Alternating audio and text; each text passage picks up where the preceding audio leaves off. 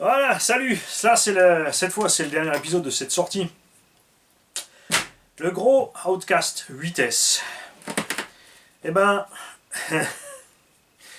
alors, comme dit, on est revenu en 8S. On a remis un étagement un peu moins violent. Résultat, ça se passe un peu mieux. Alors, vitesse de pointe, effectivement, plus que correct. Peut-être un poil trop pour la conso.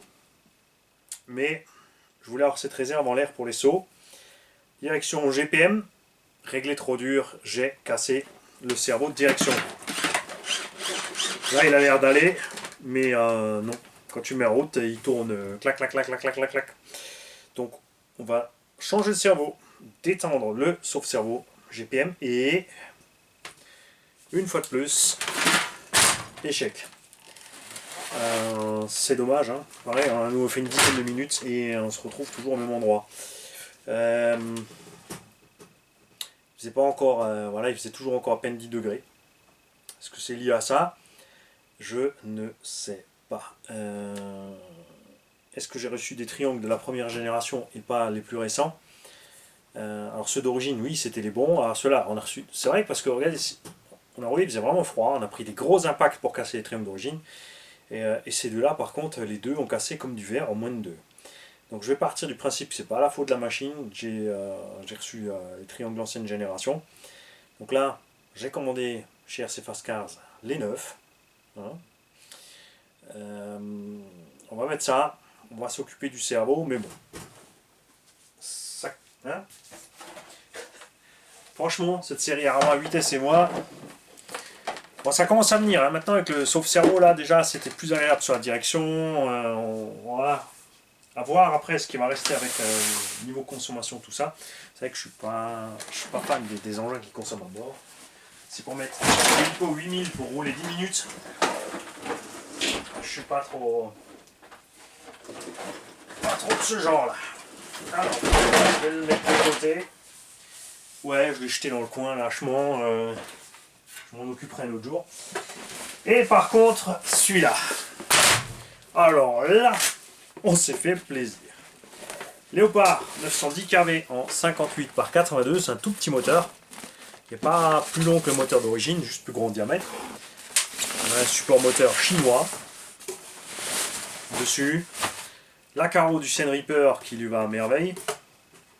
L'aileron c'était un petit provisoire, on va le faire autrement, hein, le faire plus proprement. C'était plus pour le fun, hein, c'était pour rallonger un peu l'arrière de la carreau optiquement, pas pour l'efficacité.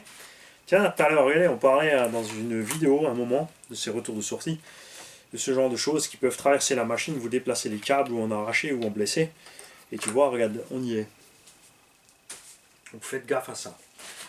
Ce X-Max est rabaissé au niveau des amortos. Il y a une cale en caoutchouc à l'intérieur d'un centimètre pour l'empêcher de remonter plus haut. On a les triangles alu, pas parce que j'aime l'alu, je préfère du plastique, mais c'est les seuls qui ont les points d'ancrage réglables. Là, on les a couchés au max. Dans le tout-terrain, c'était peut-être un poil trop dur, honnêtement. On a les roues Louise SC dessus. Comment ça s'appelle? Les Viper. On a du 26 sur 35. Je vais peut-être descendre à 24, honnêtement. On a le Vario d'origine. On a un cerveau standard parce que je roule que sur ce X-Max, je ne roule qu'avec des petites roues plus légères, plus compactes. Donc on est à 500-550 grammes par roue. Et surtout, comme dit, pas large et plus petit diamètre, donc le cerveau ne souffre pas. On a un cerveau de 50 kg dedans. Là, il ne fonctionne pas à donf parce qu'on a que 6 volts sur le Vario. Mais je voulais utiliser ce Vario d'origine avec différents moteurs pour voir quand est-ce qu'il sature. Et j'ai mis le Hobbywing 1100 avec ce rapport. Il n'aimait pas trop. Hein. Ça allait bien début du pack, mais ça consommait beaucoup, chauffait beaucoup.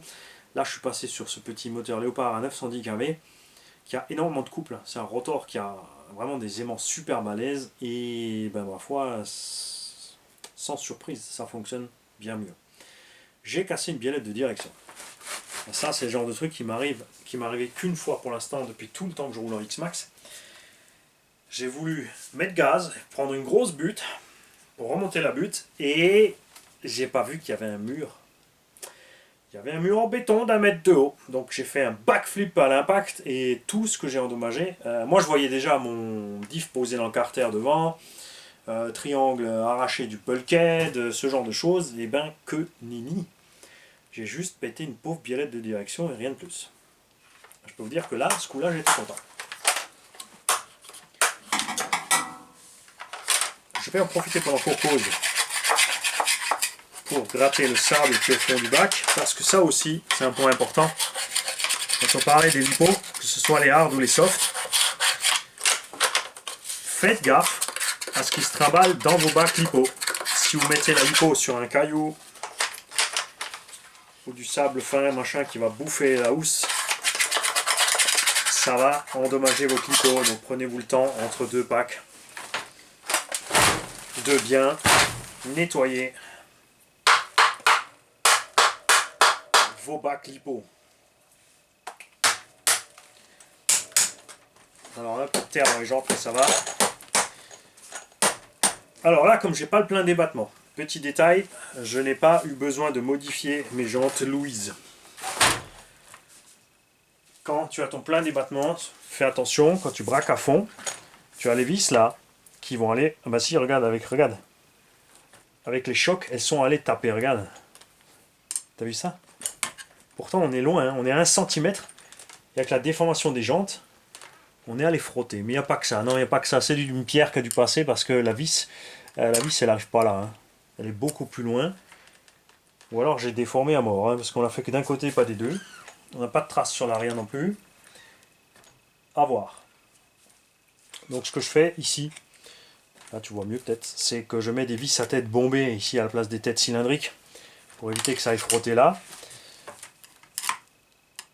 On était quand même relativement bas. Ah, ça c'est peut-être autre chose. Ça c'est dans le pré. On avait un bloc de béton. On a atterri 2-3 fois dessus après les sauts. Juste un ras bien posé, propre. Mais évidemment, ça a laissé des séquelles. Et voilà tout ce que je fais pour enlever la terre de mes jantes. Une fois que ça a séché, tu vois, ça marche tout seul. Ça, n'hésitez pas à le faire entre les packs. Quand vous arrêtez, passez votre batterie. À l'avant, en général, t'en as pas, ou moins. Et surtout à l'arrière sur les 4 pattes. Voilà, tu enlèves un peu la terre, les cailloux, tout ça. Partout, hein, qui font de l'inertie, de la masse supplémentaire emmenée pour rien. Et voilà. Donc cette machine, c'est pareil, je vais checker tous mes roulements vite fait, si tout tourne bien, rond, tranquille, sans cuiner. Le X-Max, c'est une boîte à bruit, hein, n'oubliez pas. Je vais remplacer ma biellette. Alors, non, je vais pas mettre le pignon plus petit parce que le prochain run, j'aimerais bien le faire sur circuit. Maintenant que les températures montent un peu avec les roues MCD, on devrait pouvoir commencer à avoir du grip. Donc on va repasser les roues pistes pour aller sur le béton avec. Puis on fera gaffe dans le TT de ne pas mettre plein gaz. C'est moi qui dis ça.